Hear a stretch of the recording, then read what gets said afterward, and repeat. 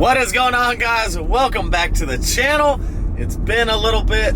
I actually went out of town. I know you guys probably won't believe this, but I took a vacation, and holy shit, sometimes you really need those to reset everything. But yeah, Kennedy and I pretty much took a few days off. We've tried taking vacations before, and it never works out. Like, I end up saying, oh, we got this going on, or we got, you know, customer dropping off or customer picking up. And so like a few months ago, it was like 4 or 5 months ago, I was like, all right, we're just gonna pick a weekend, we're gonna book flights, book a hotel, and we're just gonna freaking get out of town, and whatever's going on that weekend doesn't matter, we're leaving. And that has worked out the best. So yeah, we went to Vegas for a couple days. It's just anytime we've been out of town recently, like in the last couple years since we've opened Coyote Direct, it's always been like something car related. Like, yeah, we've gone to FL2K 2 or 3 times, TX2K, and those don't really count as vacation because you end up working the whole time on your car, somebody else's car.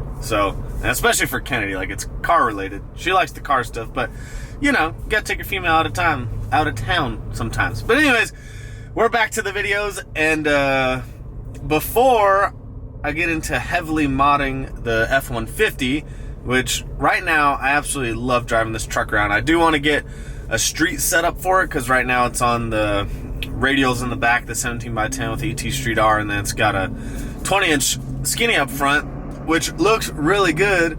But your boy got stuck in the rain yesterday going to Lubbock for a coffee and cars. I wanted to make a video, but it was pouring rain. I probably should have made a video, but I almost died. So yeah, that was fun. So I really want to get a street setup, probably like just some 20s all the way around, or maybe in some 22s to fill the fender wells better. I just don't want to raise it back up. Like, I love the stance of it, looks so good right now. We did raise the front like a ½ inch because the lip just hits everything. Like, I'd be going down the road and just rubbing on everything.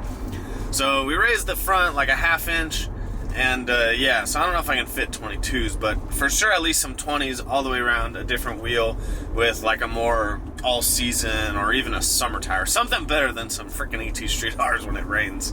And then that way I don't mess up the drag pack. So yeah, I need to look into some wheels, and then I need everybody's opinion, really, before we start heavily modding this truck. I'm really torn between, I can't even believe I'm saying this, but I'm really torn between doing a Whipple and twin turbos. The Whipple I want to get because, you know, I can just toss the Whipple on, make, you know, 900. I mean, you can make 1,000 horsepower with the correct pulley and stuff. The biggest downfall right now is that they don't have, which I know they're working on a crank support. They don't have one currently, like, on the market. I know they're working on one. And there's no 10 ribs set up without doing, like, a bunch of bullshit modifications. So you start getting into the smaller pulley sizes, and you're going to have a ton of belt slip. But I'm also trying to decide if I want to keep this truck, you know, just fun to drive around town, which I think the Whipple or some small twins would be perfect. Because these trucks with like even 800 horsepower or even 700 horsepower really are super fun just around town. Like the part throttle response, you know, and then someone pulls up, you could probably beat most vehicles on the street with even 700-800 horsepower in these things. But you know, it always does the snowball effect, and then you want more and more, and the next thing you know, you got a built motor, built trans, and you're making like 12, 13, 1400 horsepower, and it never ends. So that's kind of where I'm stuck at, is I want to keep the truck very dailyable. Like, I really want to be able to daily drive it all the time, which you can with twin turbos and with a Whipple. It's just, I think with the turbos, oh, there's a little bounce there. I think with the turbos, I'm opening myself up to, you know, yeah, just put 64s on it. The next thing you know, put a built trans. The next thing you know, it's got built motor. And the next thing you know, it's got a 400 and a 9-inch rear. And it just keeps evolving and evolving. And I really want to keep this as like a, like, I'm going to race it, but I really want to keep it as like an actual, truly daily driver that I could drive all the time. Because right now I love driving it to work, and I love being able to go to all the car shows and the car meets, and have AC is nice, you know, and it rides pretty decent, and don't want to have any issues. So if I do twins, I'm just going to do like probably some twin precision 62s, That way it still spools really fast and it's really fun on the street. But anyways, y'all comment down below if I should do a Whipple or some twins. I'm probably gonna do twins. I don't even know why I'm asking. But if y'all convince me down below, I will do a Whipple. Comment. I don't know. It's a tough choice. Anyways, today's video is really about two-wheel drive or four-wheel drive. Which should you get? Which is right for you? And which one's better? We're about to find out. We got valve bodies, transmissions, some parts under there, you know, 10 or 80 stuff. So let's get back into the video. Two-wheel drive, four-wheel drive. So a lot of people did ask, and my truck specifically, if you hadn't realized, is actually two-wheel drive. Now, a lot of people are like, oh my God, you're an idiot. Well, yeah, probably. I know that. But, oh man, these new bucked ups these things are pretty good, not gonna lie. Ooh, I feel bucked up. So, yes, if you didn't realize by the stance, mine is two-wheel drive. That's four-wheel drive. The black single cab we just did, four-wheel drive. That one's out there, four-wheel drive. That one out there is four-wheel drive. So, probably 95% of the time, you're gonna wanna do, whoop, that's dark. You're gonna wanna do a four-wheel drive truck. The benefits of the four-wheel drive and the reason why they got so popular, I don't know why it took people so long. It was really the Gen 3 that changed everybody's mind, because the Gen 2s with the 680 were kind of meh. I owned one for a while, and that's why I never fixed it up, was because I think those have like the greater potential. You're just gonna have to put more money into them up front. Whereas like a Gen 3 with the 10 speed, they're pretty quick from the factory, and you just do like little bolt-ons and E85 and they're probably like the quickest all-motor truck out there by far, and they could probably beat up on some cars, especially if you have four-wheel drive and you can launch it and people want to race you on the street. And that brings me to the next deal, is the four-wheel drive. It is so sick. I mean, you can literally hook anywhere. Concrete, asphalt, dirt, mud, snow. Just kidding. But in all honesty, I would say the four-wheel drive is like the easy button. You put a decent suspension, a decent tire on it, and a power adder, and that thing will hook anywhere you go. Now, obviously, you start getting up into the 4-digit power, and they don't hook up as well, but they can still, you know, hook a lot better than a two-wheel drive with a lot less modifications and a lot less work. And I think that's what turns people off from the two-wheel drive, is it's not the easy button. Because if you don't know, people have been no prepping and radial prepping with two-wheel drive all the time. With, you know, rear-wheel drive cars are obviously two-wheel drive. Plus, there are some very fast no prep trucks and some very fast radial prep trucks that are two-wheel drive. They're not four-wheel drive.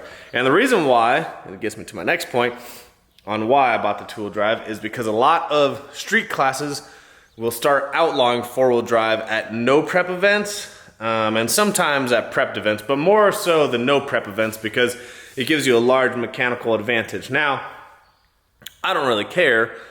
You know, that's not, I don't make rules for no prep races, but that's just the rules. So now what you're starting to see is, since, you know, when people realized, you know, we should mod trucks because it's a four-wheel drive Coyote essentially, they pretty much went and beat up every no prep, won tons of money. I mean, they were bullying people. It's kind of like GTRs, and a lot of GTRs started to get outlawed from no prep stuff mainly, not the prep stuff, but mainly the no prep stuff, because there's a large advantage. And now, what you're starting to see is you go to these events and they only have, or they have truck-specific classes. Sometimes, pretty rarely, they'll actually have a 4x4 truck class, because they want those guys to race each other, because it's not fair. So now, if you have a four-wheel drive truck, you possibly can't get into a street class, and you're possibly only going to race four-wheel drive trucks, which there's not a ton out there, so now the class is really small. So the reason why I bought two-wheel drive truck is I don't want to be class limited. I'm not saying go change your truck to two-wheel drive or go sell yours and get two-wheel drive. If you bought a 4x4, you made the right choice. Trust me. I'm just telling you why I bought mine. Two-wheel drive is I don't want to be class limited. I don't want to go somewhere and like, oh, no four-wheel drive trucks in the street class. You have to do small tire, or you got to do a truck 4x4 class. Second reason is I wanted to show people how you can make a two-wheel drive truck work if you already bought a two-wheel drive truck or if you're looking at buying a two-wheel drive truck, because that's the other side of it. Is I'm not saying I have all the knowledge, but I think with Joe and myself, we've proven this before, that we can figure out how to make the two-wheel drive truck chassis work, and then we can show you guys how we made it work. So currently I've got a VAS 3.5 kit on it with upper control arms, and then I've got the traction bars. And then also on my site, you can go get them now, is I've got Keltrax, Kelly Aikens, Viking spec shocks. So we're gonna try those out. Maybe we'll change them in the future, but right now they're pretty much valved for a two-wheel drive truck that's gonna do some no prep street stuff. And yeah, we gotta start making some power so we can actually test these things out. But anyways, I really wanted to prove that a two-wheel drive truck could work, because a lot of people don't buy the F150 two-wheel drives because they're like, oh, only the 4x4 works. It's like, no, two-wheel drives work. You just gotta put a lot more work into them. You can't just slap suspension, tire, and a turbo kit and just get down any road like the 4x4. And that's the huge attraction to the four-wheel drive truck, is you can literally just hit the easy button, put suspension, not even mess with it too much, put a tire on it, put a power adder, and you can gap a lot of people. And that's what's so cool about them, is you could literally go anywhere and hook up. And so, like, you know, if you're street racing or you pull up on somebody at the street, you're probably gonna gap them because you got a four-wheel drive. Now the two-wheel drive is gonna take a lot more work. It's gonna take different types of boost ramps, a lot slower on the hit. It's gonna take different bar angles with the traction bars. It's gonna take different valving in the shocks. It's gonna take adjustments on the shocks. It's gonna, you know, take hanging weight in the rear. And so there's a lot more to it, and not a lot of people have that knowledge, or not a lot of people wanna play with that all the time, because that's the thing about, you know, trying to go fast, especially, you know, if you're doing no prep stuff with a two-wheel drive, is you gotta learn where to hang the weight, you know, what the shock's like, you know, how to ramp the power in, where it's like the four-wheel drive, probably just ramp all the freaking power in as quick as you can and drive that motherfucker and let it eat. Because the four-wheel drives, you know, they're putting, like, you know, you can put Hoosiers on them and they like the wheel speed, so they're gonna spin a little bit, but you can drive through that and that thing's gonna be pretty fast. So, like I said, 95% of the time, you're probably just gonna want the four-wheel drive.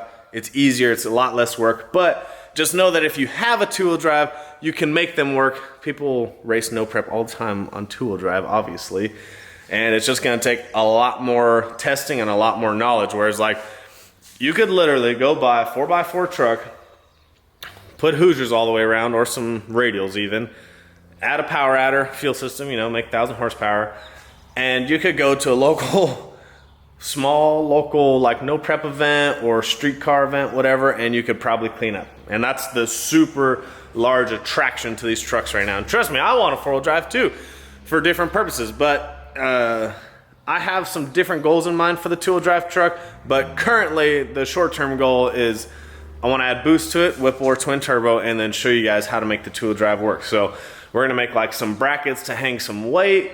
We're gonna play with different shock settings. We're gonna play with different traction bar angles. We're gonna play with different shocks, different tires. We're gonna test a bunch of stuff out. But first things first, we gotta get a power adder, so y'all need to vote down below which one we should get, Whipple or twin turbo. The turbos obviously be a lot better for like the no prep stuff, because we can control like when the boost comes in, how fast it comes in. With the Whipple, you know, we're just gonna have the pulley on there for the how much horsepower we're gonna wanna make, and then we'll have to have some different tunes for like ramping and timing and stuff to, you know, have a little bit power pulled out at the beginning and then could ramp some timing in. But like I said, most of you are gonna want a four-wheel drive truck because, well, they're just badass and don't take as much work to get down. But I am gonna prove to you guys that we can make a two-wheel drive truck work, and I'll keep you guys updated on the changes we make. But the first things first, we gotta get this sucker some power. So right now I'm pretty happy with the setup, like the suspension, wheels, tires, just to get started. And we just need to make some power. So hopefully you guys enjoyed the video. Sorry, it was me talking a lot, but I just kind of want to give you my opinion. And people have been asking if I bought a two-wheel drive truck and why I bought a two-wheel drive truck. But I got to get back to work. We got to knock some cars out. Hopefully you guys enjoyed the video. Check us out, coyotedirect.com. If you need some parts you don't see on the website, or if you need some help on what parts to buy, if you're actually going to purchase from me, don't waste my time and buy it from somebody else. Sales@CoyoteDirect.com. See you guys on the next one.